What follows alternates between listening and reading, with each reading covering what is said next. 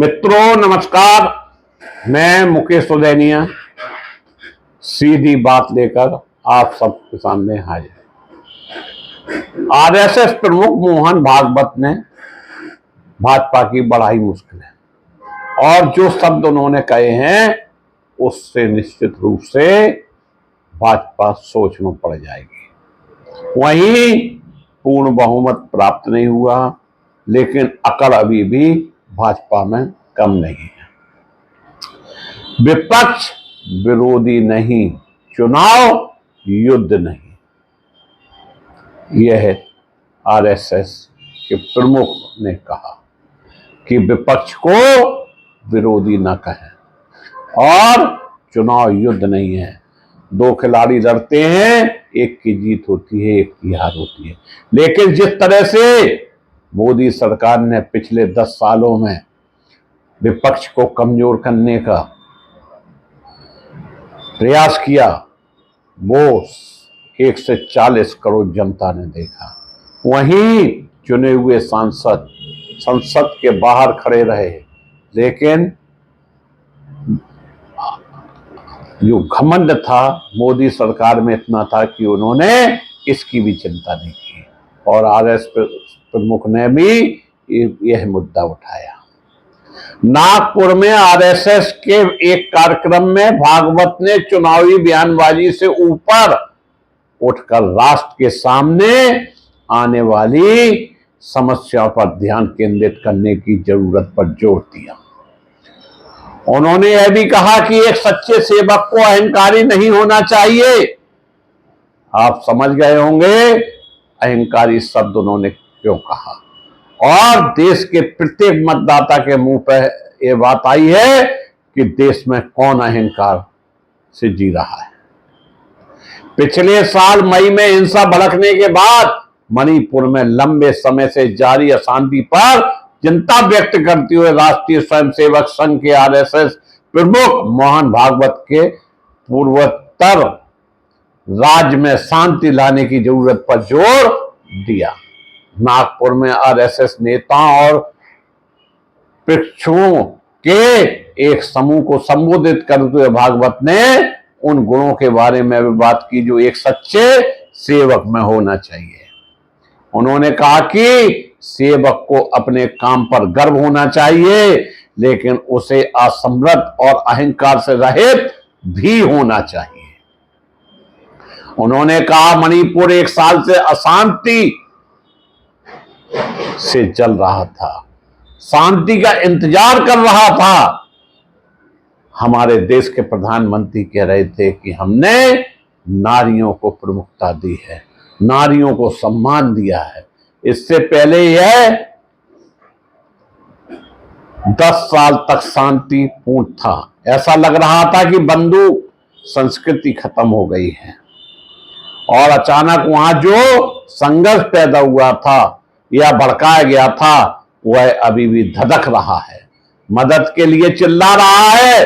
इस पर कौन ध्यान देगा? इस पर प्राथमिकता के आधार पर विचार करना हमारा कर्तव्य है।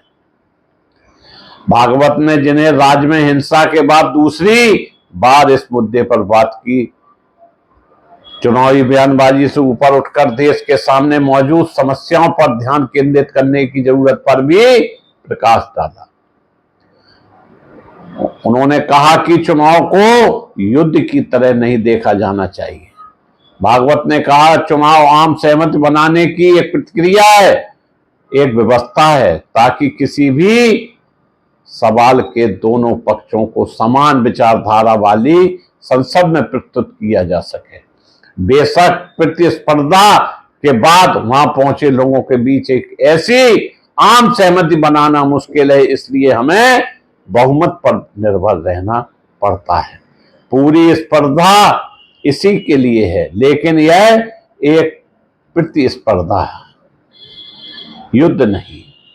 उन्होंने कहा जिस तरह से चीजें हुई हैं, जिस तरह से दोनों पक्षों ने कमर कस हमला किया है, जिस तरह से अभियान की रणनीतियों के प्रभाव को पूरी तरह से नजरअंदाज किया गया है, जिससे विभाजन पैदा होगा, सामाजिक और मानसिक दरारें बढ़ेंगी और अनावश्यक रूप से आरएसएस जैसे संगठनों को इसमें शामिल किया गया है। तकनीकी का इस्तेमाल करके झूठ फैलाया गया, सरासर झूठ। क्या तकनीकी और जान का मतलब एक ही है? उन्होंने कहा कि हमें चुनाव के उत्सव से खुद को मुक्त करना होगा और देश के सामने आने वाली समस्याओं के बारे में सोचना होगा। दोस्तों, आरएसएस प्रमुख ने चंद शब्दों में बहुत सी बातें कह डाली और हमारे देश के प्रधानमंत्री, हमारे देश के गृह मंत्री पर सीधा सीधा उन्होंने प्रहार किया है। इशारों में उन्होंने सब कुछ कह डाला। संगठन के प्रमुख ने कहा कि आरएसएस ने जनमत को जगाने का काम किया है। एक सच्चा सेवक मर्यादा का पालन करता है और अपने कर्तव्यों को कुशलता से निभाना जरूरी है। काम करना है लेकिन किसी के बेकामी में ना आना, यह हमारी प्रवृत्ति है। उन्होंने कहा कि लोगों ने अपना जनादेश दिया है, यह सब कुछ उसी के अनुसार होगा। क्यों, कैसे, संघ इसमें नहीं पड़ता। भागवत ने कहा कि संघ का हर चुनाव में जनमत की परिष्कृत करने का काम करता है और वह परिणामों के विशेषण में नहीं उलझता। विपक्ष के महत्व पर भागवत ने कहा कि इसे विरोधी नहीं माना जाना चाहिए। वह विपक्ष है, एक पक्ष को उजागर कर रहे हैं, उसकी राय भी सामने आनी चाहिए। उन्होंने कहा विरोधी की जगह प्रतिपक्ष कहा जाए। भागवत ने कहा कि दो पक्ष में इसे विरोधी पक्ष कहते हैं, मैं इसे प्रतिपक्ष कहता हूं। वे विरोधी नहीं हैं, उसे विरोधी नहीं माना जाना चाहिए। वे प्रतिपक्ष है, इसलिए यह मुद्दे के एक पहलू को उजागर कर रहा है। उन्होंने कहा इस पर भी विचार किया जाना चाहिए। जब ऐसा करना होता है तो चुनाव लड़ने में भी एक मर्यादा होती है, उस मर्यादा को बनाए नहीं रखा गया, इसका पालन नहीं किया जाना जरूरी है, क्योंकि हमारे देश के सामने आने वाली चुनौतियों का अभी तक समाधान नहीं हुआ है।